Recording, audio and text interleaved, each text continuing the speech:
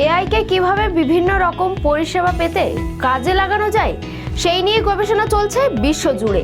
কিভাবে বিশ্বের শীর্ষ প্রযুক্তির সংস্থাগুলিকে আরও উন্নত করা যায় এই নিয়ে নাকি গ্রাহকদের তথ্য ব্যবহার করে মাইক্রোসফট প্রশিক্ষণ দিচ্ছে এআইকে। কি জানাচ্ছে সংস্থা?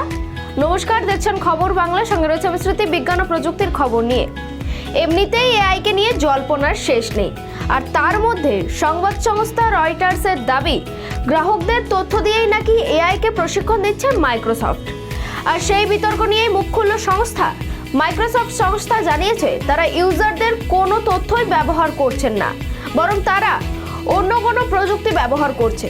কিন্তু প্রশ্ন একটাই, যদি অন্য কোনোই প্রযুক্তি ব্যবহার করে তাহলে মাইক্রোসফট তা আগে কেন জানায়নি?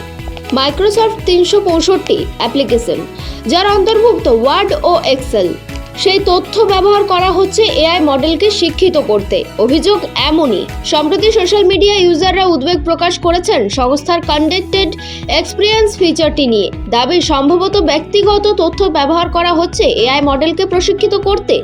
কিন্তু এই ধরনের সমস্ত দাবি নস্যাৎ করে দিচ্ছে মাইক্রোসফট। তাহলে কি করে তৈরি হলো এমন ধারণা?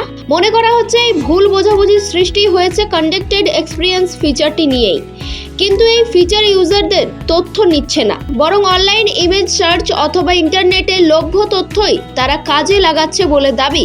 কিন্তু তা আগে কেন জানায়নি মাইক্রোসফট? 2024 সালের 21শে অক্টোবর প্রকাশিত মাইক্রোসফটের এক লার্নিং ডকুমেন্ট থেকে এই বিষয় ভুল বোঝাবুঝির সূচনা। এখানে বলা হয়েছিল নানা সূত্র থেকে প্রাপ্ত অভিজ্ঞতাকে কাজে লাগালেও সেখানে বাদ রাখা হয়েছে ট্রেনিং লার্জ ল্যাঙ্গুয়েজ মডেলস তথা LLM কে। সংবাদ সংস্থা রয়টার্সের সঙ্গে কথা বলার সময় মাইক্রোসফটের এক মুখপাত্র বলেন, এই দাবি একেবারেই অসত্য। মাইক্রোসফট ক্রেতাদের তথ্য ব্যবহার করে না।